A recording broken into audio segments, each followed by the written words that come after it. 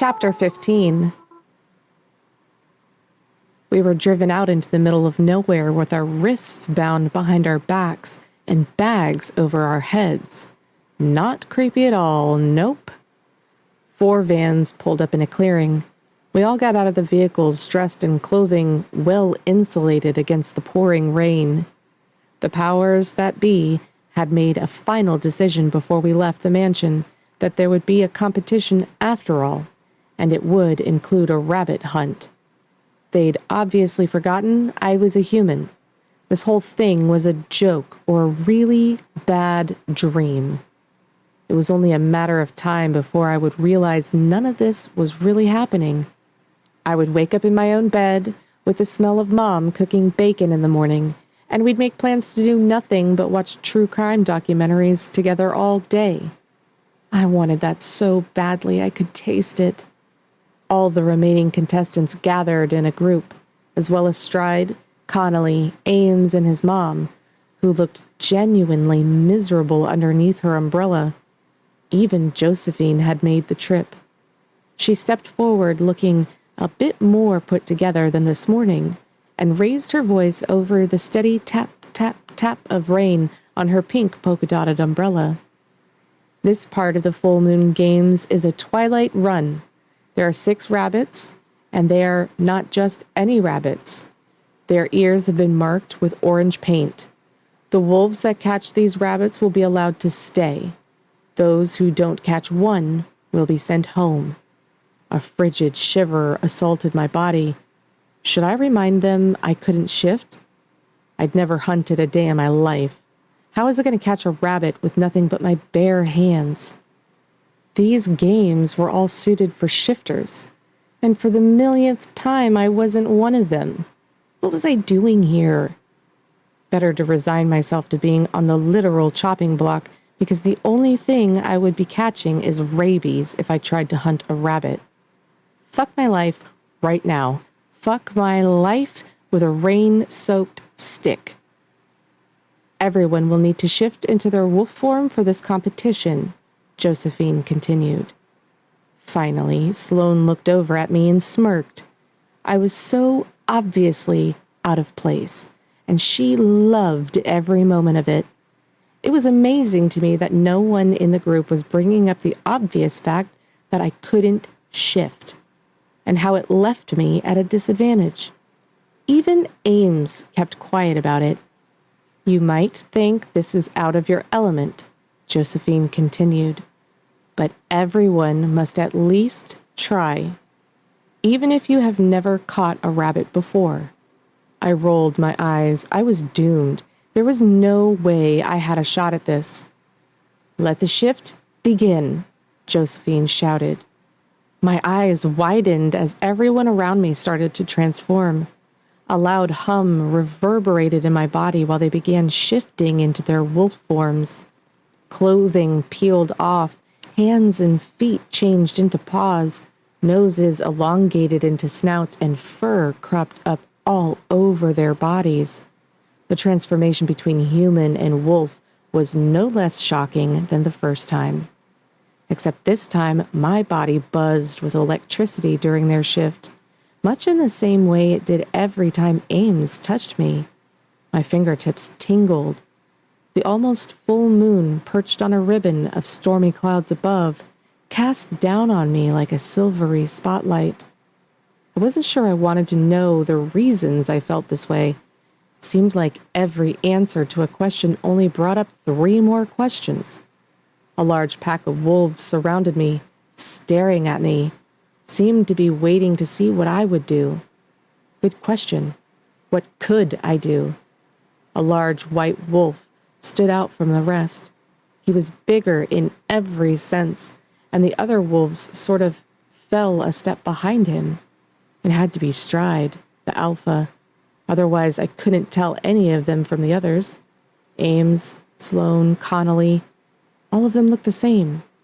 I felt more alone than ever amongst the pack. Josephine was the only one who hadn't shifted, and she stared at me for a moment before turning to the rest of them. She pulled out a gun. I froze, unsure of what was happening. My muscles coiled to run something which I was actually good at and could get me far away from this nightmare. She pointed it into the air and fired. The wolves sprinted off together into the woods, all to hunt down the 6 rabbits. I stood there stunned, unsure of my place in the entire world. Harlow! I turned to Josephine, who was looking at me like I had grown a second head. Go! She shouted. Dazed, I turned from her and ran into the woods, in the direction that the wolves had gone, the whole time thinking, this is stupid, this is humiliating, what am I even doing? Howling sounded in the distance, but it seemed so far away. What if I got lost in the woods? What if I became the one they hunted? Already under the canopy of thick trees, everything was pitch black. There was nothing but bad news all around me. Why would they send me out here alone without a flashlight or anything for my puny human eyes? The entire full moon games made no sense. The odds were stacked against me, and everyone knew it. I started running through the woods in hopes that I could catch up to some of the wolves, but it was pointless. I wasn't going anywhere. Everyone else was likely way ahead of me and probably already had caught all the rabbits. A rustling came from off to the side, and I froze. Couldn't be a rabbit. I never had luck like that. To my surprise, a wolf prowled out of the trees. I couldn't tell who, but it wasn't the alpha, since this one was a sandy gray color, which grew darker in color under the pelting rain. Harlow, it's me, Ames. I jolted backward. The voice had come from inside my head. Can you hear me? Yes, I whispered breathlessly. My heart beat itself into a frenzy. How was this possible? Ames was talking to me telepathically? But how? It must have been a wolf thing, a really cool wolf thing.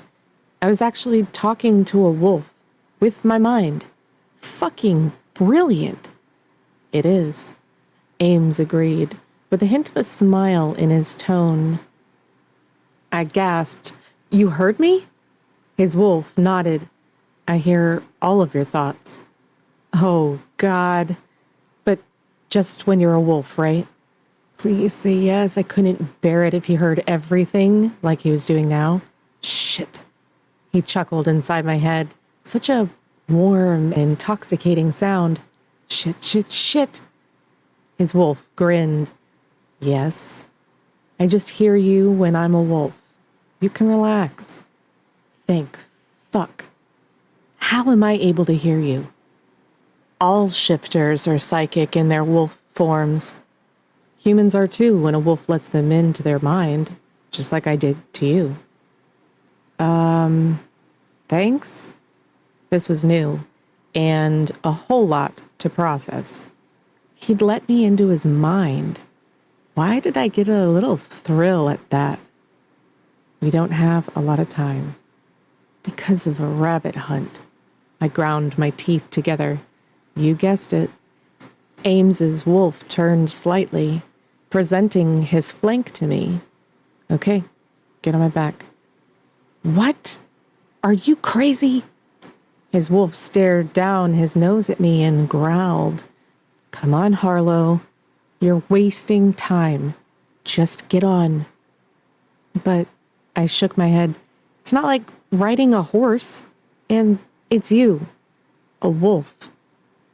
Yeah, even I didn't know what I was saying. He stared up at the moonlit sky for a moment and blew out a sharp breath through his snout. I'm trying to help you. It's not as hard as you think. Just get on my back and hang on tight to the tuft on the back of my neck. You won't fall off, I promise. I would never do anything to put you in harm's way. I quirked an eyebrow. You mean like inviting me to a sex party so I can get kidnapped by a wolf cult to compete to marry a stranger? He huffed and dipped his head.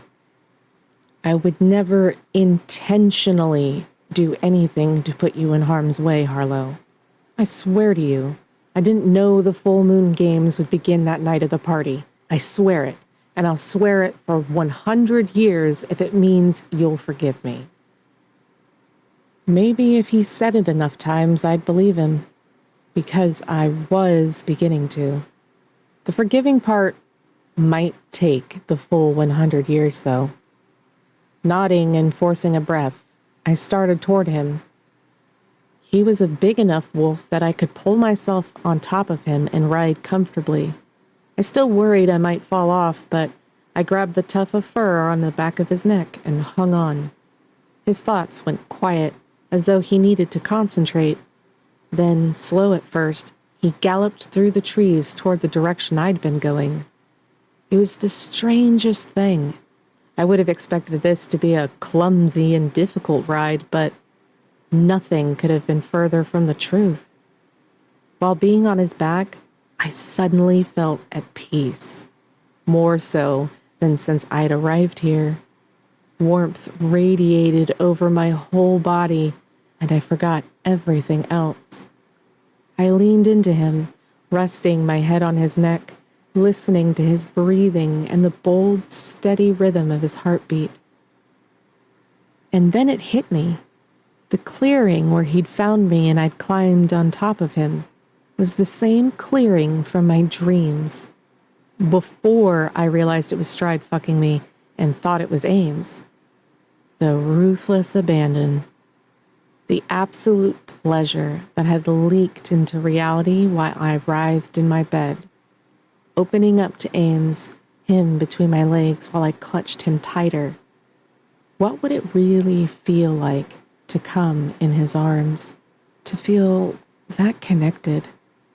My whole body hummed with arousal while riding him. I guess it didn't matter how I rode him.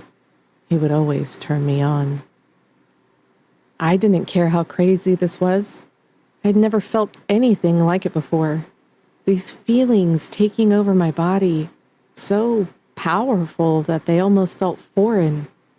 Of course I'd been turned on before, but never as strongly as what I felt here, with him.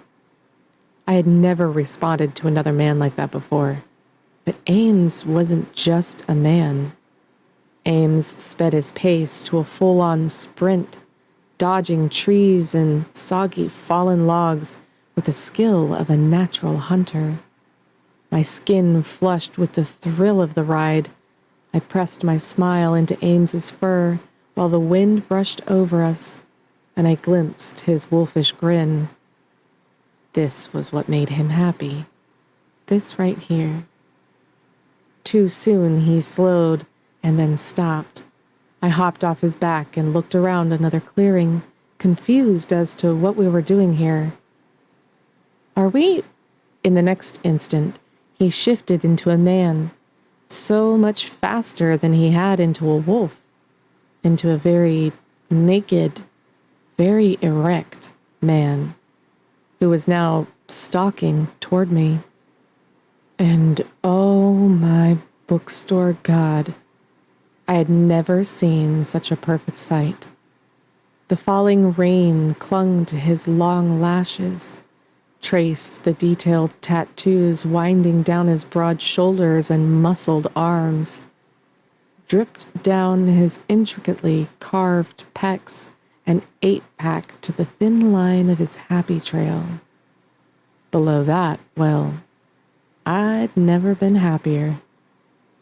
He was huge, but even better than that was his Jacob's ladder. I'd never seen one live and in living color before. A metal ring poked from the tip of his hard, glistening cock, and studs were pierced down his length. Harlow. The rough edges of his voice rubbed all over me and soaked my panties as he came closer. You're terrible at keeping your thoughts to yourself. My entire body erupted into flames. Fuck. Yes, I heard that part clearly. He crashed his mouth over mine and plowed me backward into a tree.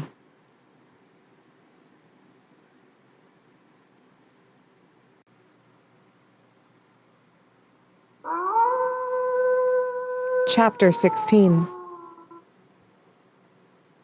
Ames bent his head and captured my lips with his, instantly stealing my breath. He kissed like a wild animal, powerful, ravenous, near mad with the need to consume all of me. Moaning, I opened myself wider to him so he could take every last bit, his wet hair catching more rain and dripping over our searching lips. His hands cradled my face and tilted my head for easier access to plunder my mouth. God, this man could kiss. Ames, I whispered after coming up for air, where did you get that tongue of yours? He chuckled low, and its rich, silky notes burrowed deeply inside me. Before I was adopted by Jessa and Darian, and before the orphanage, I grew up in the streets of Nevada, where prostitution is legal. I sucked in a breath, my heart constricting painfully. What? Were you? No, not me. I was never a prostitute, but when you live on the streets, you pick up a lot of things from the prostitutes themselves. What they like, what they don't like. He traced my bottom lip with his thumb. All sorts of info about women's wants and needs. Oh, I couldn't even imagine what that must have been like for him, having no home, having no one but himself to rely on. Unless, wait, did you? No, he said with a knowing smile. I was 14 at the time, and most of the women there treated me like a son, not a client. Some fed me, others clothed me. That's it. Oh, I said softly, and then I held him to me tighter because that was just too much for anyone so young to handle, let alone survive and turn out so shockingly well-adjusted, at least from my point of view. My heart positively ached for him. And your parents? I asked. Your real parents? He looked down, emotions warring all over his face, but mostly sadness, grief. My bio-mom left soon after I was born. My bio-dad died when I was 10. A bridge collapsed on his way to work. He huffed a humorless laugh. My bio-dad was a lone wolf without a pack. So there was no one to take me in. I lasted all of one day in a foster home and ran away. I'm sorry, Ames, I whispered. So sorry. Don't be. Those 3.5 years of my life on the street shaped me, made me more aware of the world we live in and the way it really works. I pressed my lips to his just to feel his warmth and unwavering strength. Those are hard lessons for someone so young. Not all of them. He smiled and kissed me again and again, soft and deep, exploratory and intoxicating. We clung to each other for several long moments, and I could feel him hardening once again against my thigh. What would it be like to have him inside me, with each of those piercings rubbing deliciously against all of my sensitive nerves? Just the thought heated my flesh all over again. He sighed then, his warm breath caressing my cheek. Harlow, I think we might be... He stiffened and pulled back. Someone's coming. You mean other than me and your sparkle cock? I asked. Chuckling, he briefly leaned his forehead against mine.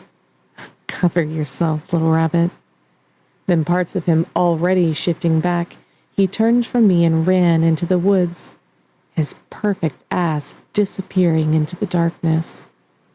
Hungrily, I stared after him, buttoning and smoothing everything back into place, when all I wanted him to do was come back, rip my clothes off, and feast on me again. Soon, Harlow. he said into my thoughts with a deep laugh. Damn it. Could I broadcast my horniness a little louder for the wolves at the back of the forest? From the woods, a dead rabbit with orange ears flew into the clearing. Yes, I just had a mind-altering orgasm, but I was pretty sure that wasn't normal. The poor thing lay before me with its neck broken. A gift for my little rabbit, Ames said. Yeah, you can't call me that anymore, I whispered, staring down at the dead animal. But thank you. Just as I bent down and scooped it up, trying my best not to look at it, Josephine strode into the clearing under the cover of her pink polka-dotted umbrella. Well, well, well, she said, her eyes going saucer-wide and a big smile lighting her face. You do bring the unexpected, don't you? I nodded, all cool and calm, like I'd done all the work myself. If it's the Easter Bunny, though, then I'm for sure going straight to hell. Wonderful night, everyone. I'm sure the Alpha is very pleased. Josephine cleared her throat, obviously aware of the way everyone hung on her every word. We have our winners, and we have our losers. We had gathered in a clearing. Some of the wolves had shifted back into humans, and some hadn't, choosing instead to frolic like they were reliving the fun they'd just had. I'd enthusiastically handed my dead rabbit to one of Josephine's helpers and concentrated hard on not touching anything until I could scrub my hands raw, including not touching Ames, who stood across from me. Ames, who wasn't even looking at me at the moment, but could still perk and tighten all parts of my body with a simple flex of his jaw, could ignite memories of what we'd done with a single flick of his wrist. Fuck, I wanted to touch him again. First, our losers, Josephine stated. The girls who are going home today, because they did not catch a rabbit, are Amelia and Charlotte. Gasps erupted through the crowd, and both women's sobs turned into wails. I blinked down at my dusty shoes and winced. Did this mean they'd just be sent home? Or would they be killed too, even though they were wolf shifters? Feeling the heavy weight of her glare, I glanced at Sloane. Mixed with her hatred was obvious confusion. I could guess what was going through her head. She was wondering why my name wasn't called. The winners of our little rabbit hunting expedition were Sloane, Harlow, Olivia, Maria, Ella, and Jenny, Josephine said with a wide smile. They will be moving forward in the full moon games. What? How on earth were you able to catch a rabbit? Exclaimed Amelia, thrusting a finger my way. You're not even a shifter. I shrugged, faking disinterest and boredom in the whole thing. Guess I was in the right place at the right time. Rabbit was distracted, and I pounced. Josephine clasped her hands. That concludes the night. Everyone back inside the SUVs, please. I hate everything. Amelia stormed off with Charlotte sobbing after her. I turned to find Stride walking towards me with a big grin on his face and a streak of lightning throwing a faux halo around his blonde head for a second. Good for you. You did amazing, sweetheart. What can I say? I said with a smile.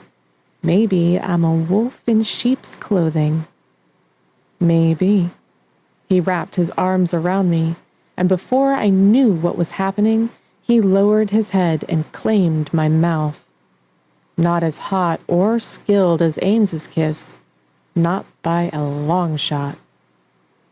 I pushed away, tried to turn my head, but he lifted me off my feet, much to my surprise.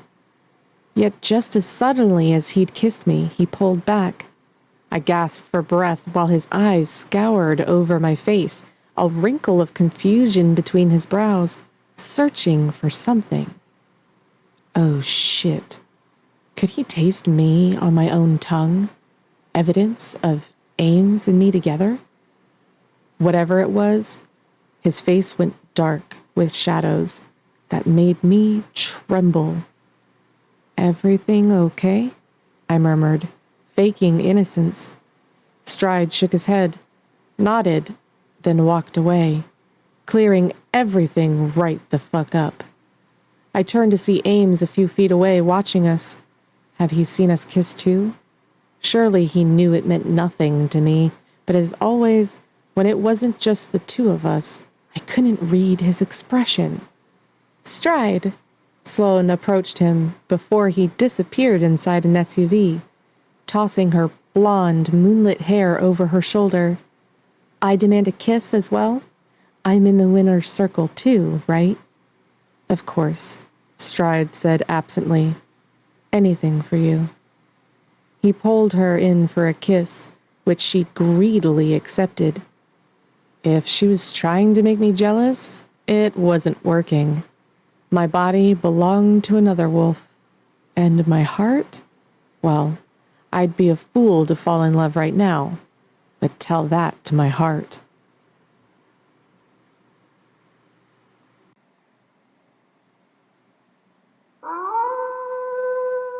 Chapter 17. Wednesday. 2 more sleeps until the full wolf moon. 40 solid minutes of jumping rope, and I hadn't passed out once. This was some kind of a record. It was the next morning after the rabbit hunt and 15 minutes before fighting class. Josephine had dismissed me early from wolf history because I'd already read the textbook from cover to cover. Fascinating stuff, really. Wolf shifters have been around for centuries and living among humans the whole time. It made me wonder what else could be hiding in plain sight. Vampires? Witches? Fae? I asked Josephine, and when she brushed me off the first time, I asked if there was a library somewhere in this huge mansion, because there had to be. That's when she dismissed me early, shifting uncomfortably in her seat and rubbing the back of her neck. Apparently, as just a plain old human, I wasn't supposed to know that much. But I did, which would make my exit from this place, preferably with my heart still beating, all the more complicated, wouldn't it? Hence the reason I was in the gym early. I wanted to learn more skills for survival. The 5 other girls entered then, and their shocked expressions told me they hadn't expected me to already be hard at work. With a delightful burn in my lungs that made me smile, I stopped the jump rope and waved to Jenny. She didn't wave back. She was too busy pretending not to see me. Sloane, as usual, looked frigid. "Is everything okay?" I asked, fearing the worst for the girls who got sent home last night. Had something happened to them too? Yeah, no. Sloane stopped in front of me and folded her arms, her icy gaze once more giving me that petty, mean girl once-over I fucking hated. We're all just a little sick of watching a human compete against us. The audacity of you to take the spot in this competition from a real wolf shifter is unbelievable. Well, it wasn't like I had a choice or anything. The other girls stopped behind her, 4 against 1. Jenny refused to make eye contact with me. So I was officially alone in the full moon games. Fucking great. Is this about the rabbit thing last night? I asked. Because You obviously had help. Scoffing, Sloane tossed her head so her glossy hair fell over one shoulder. Even when she was being a total bitch, she was gorgeous. Because you know you don't belong here. You should have been the one who went home instead of one of us. You will never fit in here. Never. It's an absolute joke to think you could be married to a shifter. He would cheat on you for sure. He would have every right to treat you like the gutter whore you are, because you are, and always will be, nothing. Wow. Just wow. Until now, I'd tried to let her ugly words bounce off me, because all she wanted was to get a rise out of me. But somehow they slithered underneath my skin and festered and burned, so now I shook with them. All of them, every horrible word she'd ever said to me. I stepped up to her stupid face. Is your ass jealous of all that shit that just came out of your mouth? Her eyes narrowed to angry points. I could end you. Right here, bitch. We all could. The other girls pressed in closer, sneers on their plastic faces. Then get on with it, I said without missing a beat.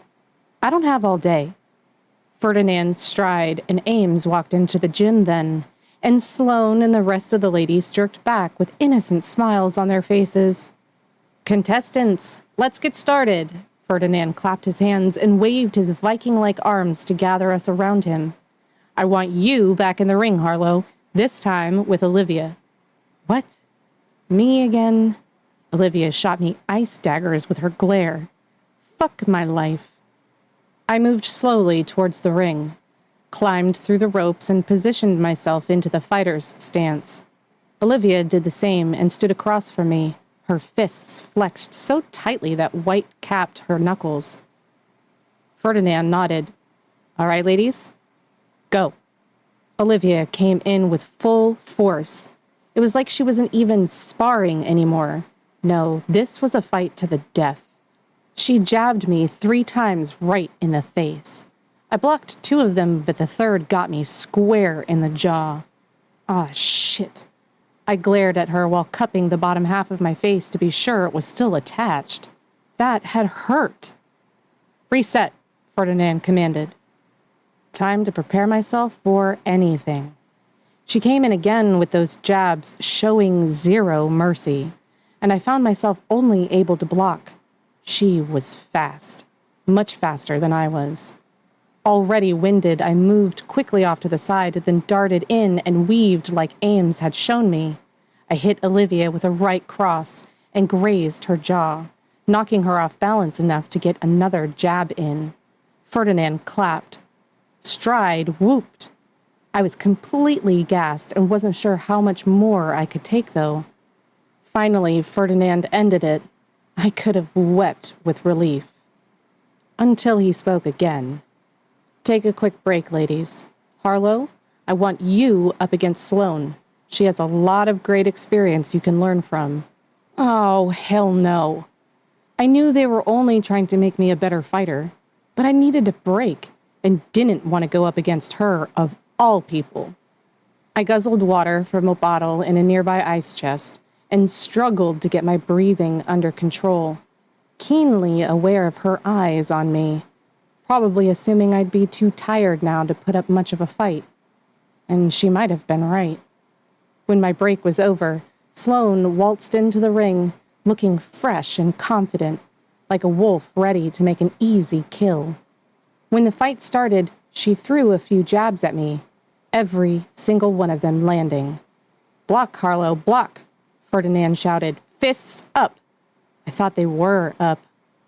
Sloane spun around quickly, lifting her leg and clocking me with a roundhouse kick. Gravity must have given up on me then, because suddenly my feet were no longer supporting me. I landed hard. Whoa!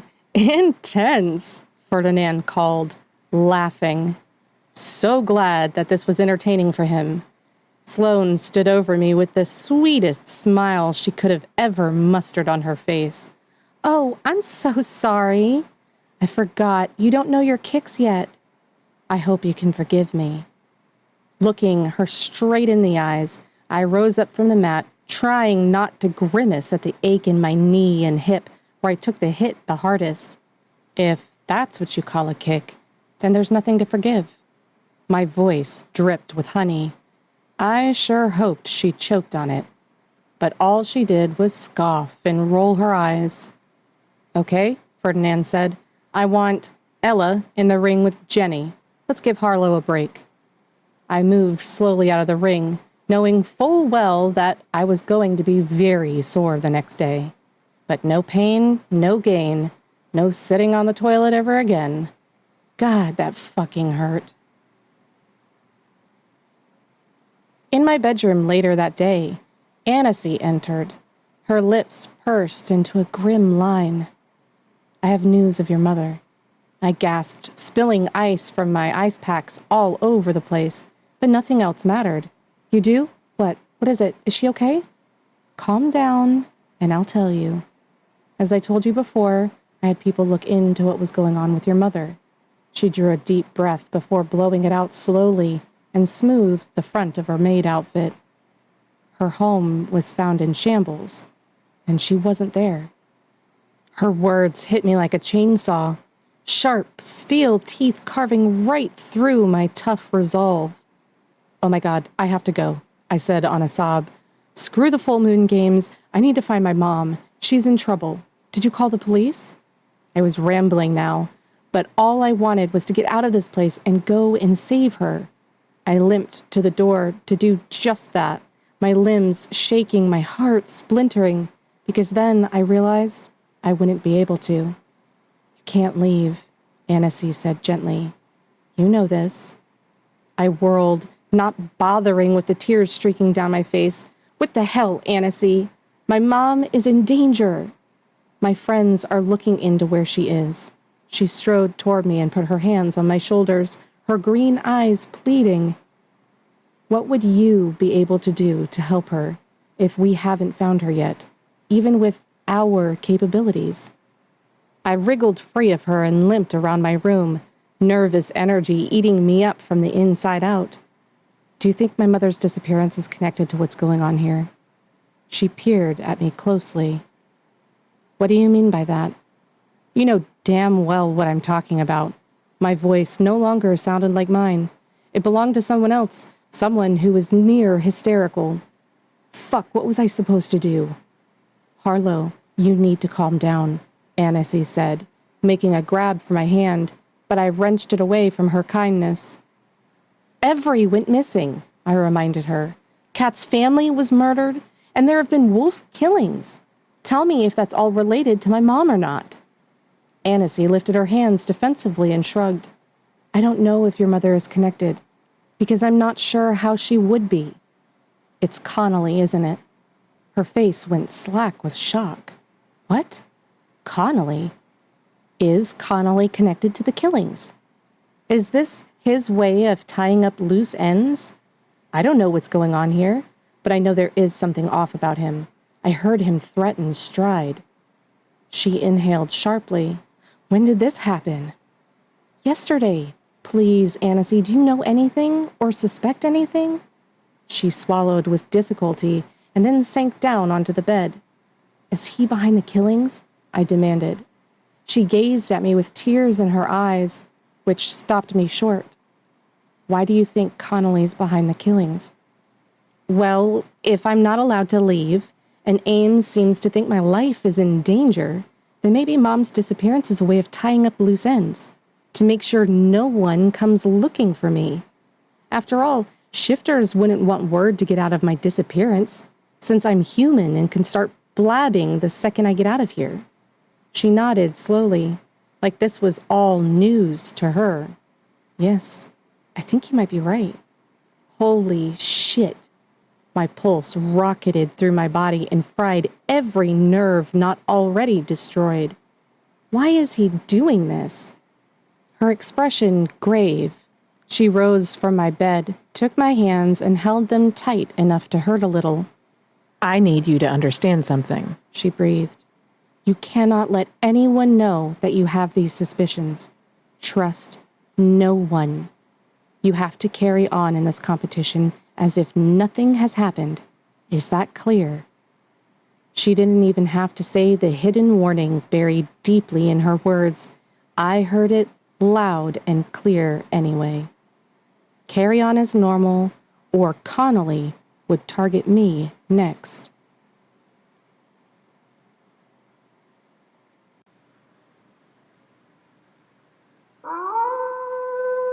Chapter 18. Annecy insisted I go to dinner that evening, since it would be too suspicious if I didn't. I wasn't sure how I was going to keep my game face on and be normal during dinner. When was I ever normal? I dragged myself not toward the dining room, but to the ballroom, where they had the main dance floor set up for after-dinner dancing. Terrific. Yes, let's have more of that. I strode over to the contestants' table, though I would have preferred to sit literally anywhere else. I sat down and, as expected, all the girls pretended like I didn't exist. So I poured myself a giant glass of wine, and when dinner was served raw with eyeballs again, I immediately asked for bread and butter. I ignored the smirks while I smothered a generous amount of butter on a slice of Italian bread. While I stuffed my face, I spotted Connolly at the other end of the ballroom, seated at a table with his wife, Ames's adoptive mom, Jessa. She was once again looking off into the distance like she was stoned out of her mind. Was Connolly capable of having me killed? Stride and Ames spoke to Josephine by the stage, and I wondered what part they played in everything. Did they know exactly what was going on outside of these walls? Ames shouldn't have thrown that stupid rabbit at me. I would have gladly gone home to find out what happened to my mom, if I'd been allowed to. I couldn't even think of her anymore without tears welling up in my eyes. An arctic tremble coursed through me every time I thought about my home being in shambles. No dead body was found, thank God, but I couldn't say for sure whether that was any worse than my mother being missing. Josephine approached the stage and stepped up to the mic. "Attention, everyone." I tried to focus on what she was saying, but I was so over this whole shit show. Something about the next competition that would be held tomorrow. Whatever it was, I didn't stand a chance, and I couldn't expect Ames to bail me out again. While everyone's attention was on Josephine, I quickly slipped a steak knife, eyeball knife, under my tight purple sequin dress and into the elastic of my panties. Awkward? Yes. Visible through my dress? Also yes, but I didn't fucking care. Dancing commenced as dinner came to a close, and people started getting up from their tables. I rose too, sick of sitting with the vapid girls, and swallowed back a hiss of pain. The swelling had gone down in my leg after Sloane's roundhouse kick, but I had bruises upon bruises, and it still hurt like a bitch. Stride was walking away from Ames, leaving him alone. As I approached Ames, that powerful jolt electrified the air, connecting us, transforming us into the only ones here. I couldn't think about what being with him had done to me, what it was still doing to me, like a pleasure-filled echo that thrummed through my body. He saw me coming, his face remaining expressionless the whole time. He was a good actor, too good, and I had to wonder if I didn't affect him the same way he did me, or if this was all a part of his act. Was last night just a cheap release for him? "We need to talk," I murmured, trying to be casual and not attract attention. "Better not be about last night," he said, sounding bored. Oh my God, fuck him. I was so not in the mood for him to push my buttons for public spectacle just to give the illusion that I hated him. If he kept that shit up, I would hate him. "You mean you putting your tongue inside me when I might be chosen to be our alpha's wife?" I gave him my full wrath with my glare. "Is that what we're not talking about?" Something flashed behind his eyes, anger, and something else too.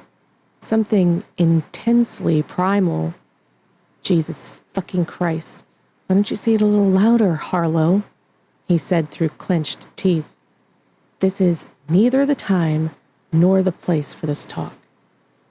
Then let's go somewhere else and have the talk. His steely eyes burrowed under my skin, making me shiver. I think we both know what will happen if I'm alone with a potential alpha bride. What does that mean? I snapped. That he couldn't be alone with any bridal candidate because he'd eat them out too? I heaved a short breath, wanting so badly to tell him straight the fuck off, while also trying not to dissolve into tears. We weren't going to talk about last night because he thought I was a mistake. He was such an asshole. But there were more important things to tell him just now. My mom is missing and my house is in shambles. The crack in my voice betrayed my roiling emotions. I just need to know one thing. Does that have anything to do with me being here? His cold expression dissolved some as he flicked his wide gaze over my face. What do you mean? Did you find your phone? How do you know this? It doesn't matter. He reached out for my arm, but then must have thought better of it. Grimacing, he said, "It matters." No, I don't have my phone. I found out from a friend. Stop avoiding the question. It was like a mask fell over his face, turning it to expressionless stone once again. I don't know. Then fucking find out. Kat's family was murdered before she disappeared. I have a right to know what happened to my mom and if someone's hunting me. And before you come at me with reminders that I'm human and that I can't even kill a fucking rabbit, you can save it. With tears scorching my throat, I stalked away from him before he could do it first. So much for not attracting attention. My situation was similar to Kat's.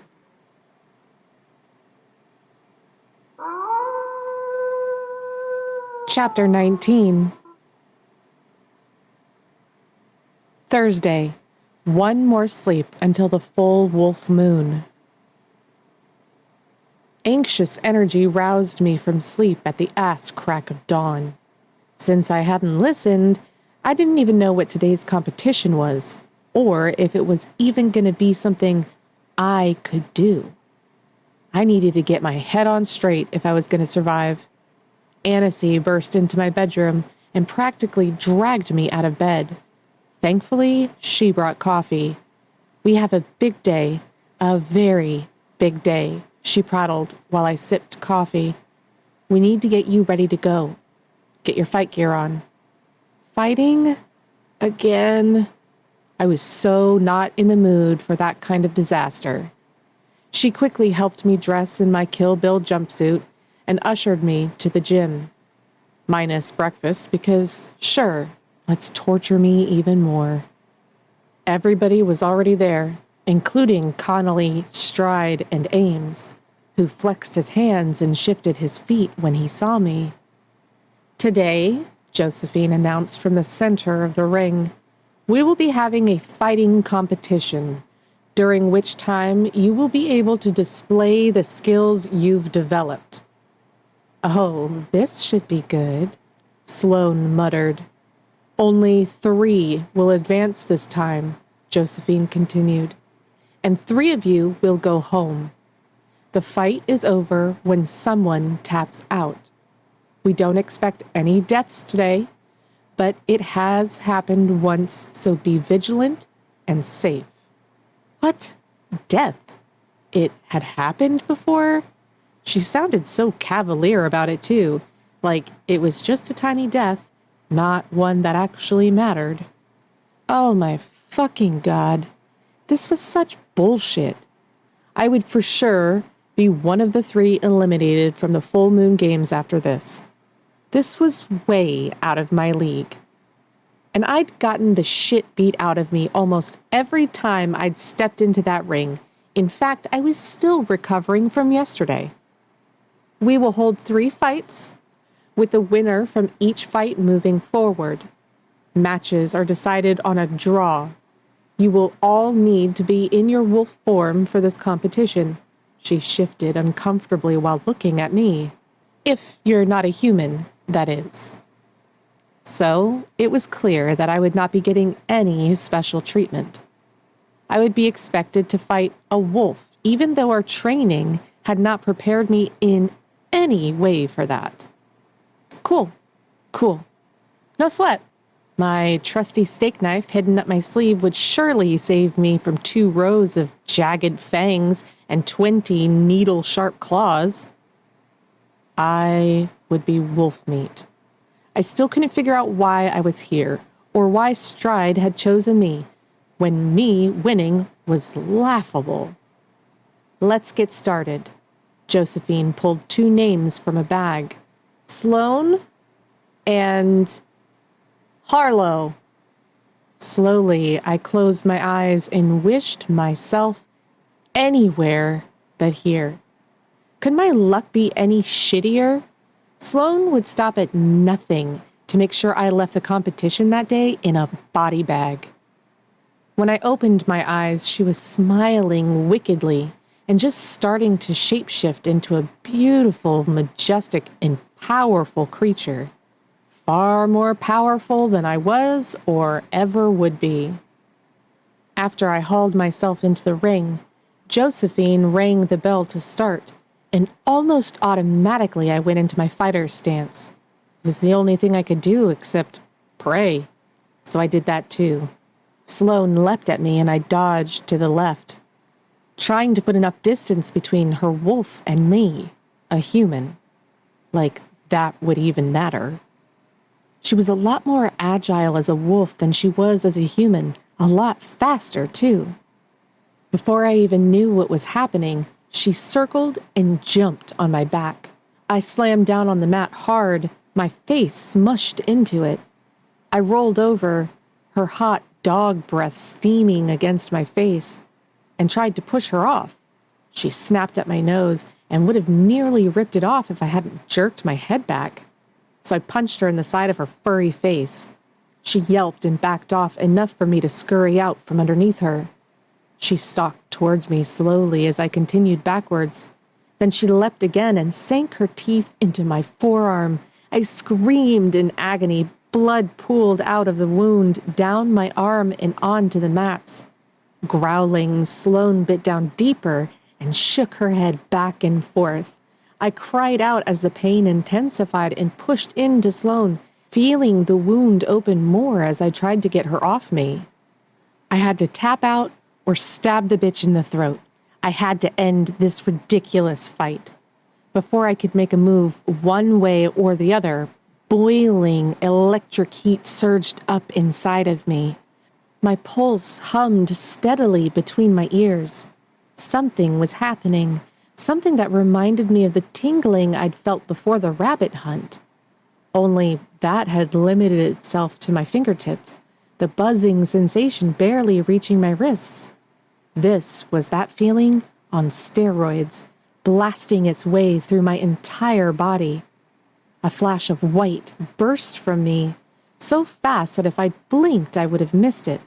Sloane shuddered as she released me and rolled away. I crumpled to the mat, unsure of what had just happened. Maybe I had imagined it from the blood loss. I looked over at Sloane lying completely still. Had I killed her? No, of course not. I pulled out the knife hidden up my sleeve and crawled toward her. The crowd gasped in surprise, but if she could use her teeth, then I could have a weapon as well. I refused to be defenseless.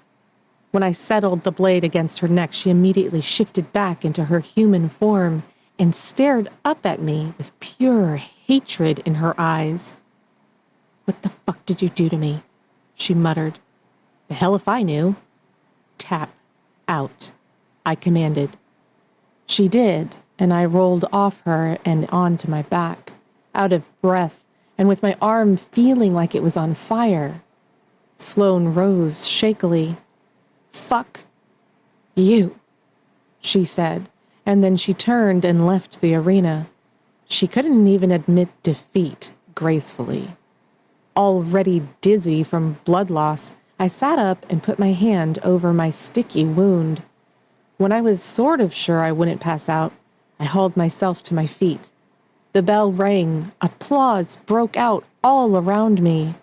Sure, let's all cheer while I just casually stand here and bleed to death. But there was one person in the audience who wasn't smiling or clapping. Connolly was staring straight at me. His eyes narrowed as he wore a frown, the downward tips of which almost reaching his knees. Obviously, he wasn't pleased. Had I just triggered his wrath by winning?